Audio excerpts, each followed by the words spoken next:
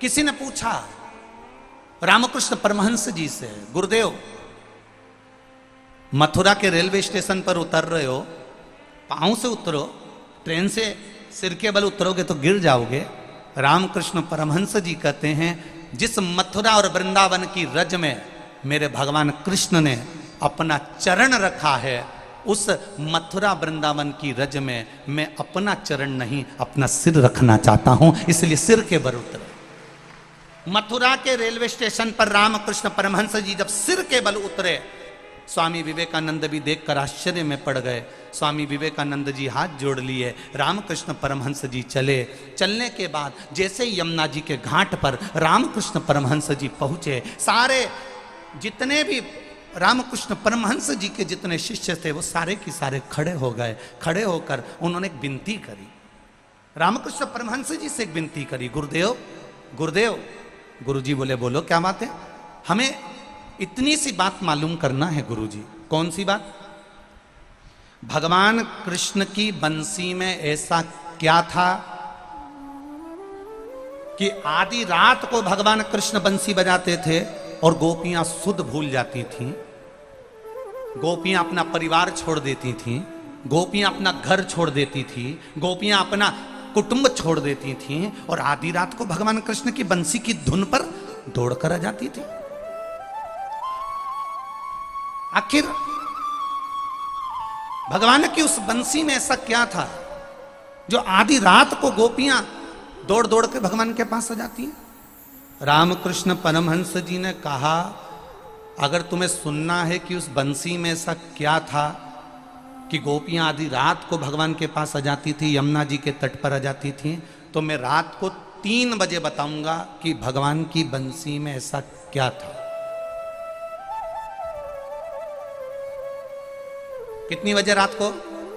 जम के बोलो जरा। 3 बजे रात को बताऊंगा। अब 3 बजे रात को भगवान की बंसी में ऐसा क्या था जो गोपियां दौड़कर आती थी? सुनने के लिए उनके शिष्य थे 100, उनके इस बात को सुनने के लिए आ गए 2-4 हजार। यमुना जी का पूरा घाट भरा गया। इतनी भीड़, इतनी भीड़, इतनी भीड़ कि अपार जन समुदाय हो गया। अब रामकृष्ण परमहंस जी 3 बजे नहीं आए, 3:30 बज गई, रामकृष्ण परमहंस जी नहीं आए। सुबह की 4 बज गई, रामकृष्ण परमहंस जी नहीं आए। 4:30 बज गई, रामकृष्ण परमहंस जी नहीं आए।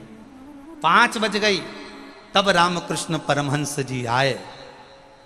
और रामकृष्ण परमहंस जी जैसे ही आए तो सब ने मिलकर पूछा, गुरुदेव आपकी जरा सी बात सुनने के लिए हम पूरी रात से जग रहे हैं। गुरुदेव बताओ ना कि भगवान की बंसी में ऐसा क्या था जो गोपियां आधी रात को अपना घर छोड़कर आ जाती थी, गोपियां अपने परिवार को भूल जाती थी, ऐसा आपकी बंसी में, भगवान कृष्ण की बंसी में ऐसा क्या था? रामकृष्ण परमहंस जी ने हाथ जोड़कर कहा, अरे भक्तों, भगवान की बंसी में ऐसा क्या था वो तो मुझे नहीं मालूम, पर आज भी उनकी बंसी में दम है, इसलिए पूरी रात से आप लोग यहां बैठकर उस बंसी का गुणगान सुनना चाहते हैं। क्या है उनकी बंसी में?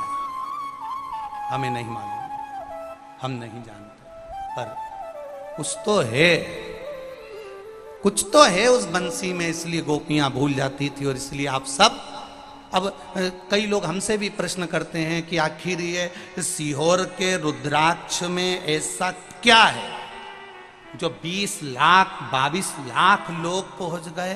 तो हम भी उनसे कहते हैं कुछ तो होगा रुद्राक्ष में, नहीं तो ये 22 लाख अपना घर छोड़कर पहुंचते क्या? कुछ तो होगा। लिखा एक ने